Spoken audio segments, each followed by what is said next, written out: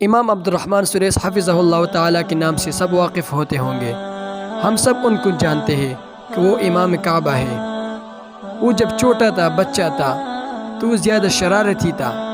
ایک دن شرارت کرتے کرتے اپنے امی کو اتنا غصہ کیا کہ امی نے بد دعائی کی بجائے اس کو دعائے خیر کیا کہ جو اللہ تعالیٰ آپ کو کعبے کا امام بنائے۔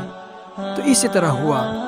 تو میں آپ سے گزارش یہ کرنا چاہتا ہوں کہ اپنے اولاد کو بد دعا مت کرے، ان کو خیر دعا کرے کہ جو اللہ تعالیٰ آپ کو عالم بنائے، فلاں مدرسے میں آپ کو استاذ بنائے، اسی طرح کرے، اسی طرح، کیونکہ وہ تو معصوم ہے، وہ کچھ بھی نہیں جانتے ہیں، اس لیے اللہ کی طرف سے اس پر کوئی چیز فرض بھی نہیں ہے، اس گرفت بھی نہیں ہے۔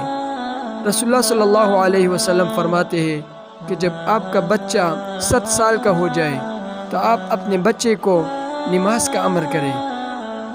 جب وہ 9 سال کا ہو جائے تو اس کو توڑا توڑا مارے کہ وہ اس نماز کے ساتھ عادی ہو جائے، کیونکہ جب وہ بالغ ہوگا تو اس نماز کے ساتھ عادی ہوگا اور نماز پڑھے گا۔ اپنے اولاد کی تربیت کرے، ان کو کہے کہ بڑوں کی عزت کرو اور چھوٹوں کی شفقت کرو۔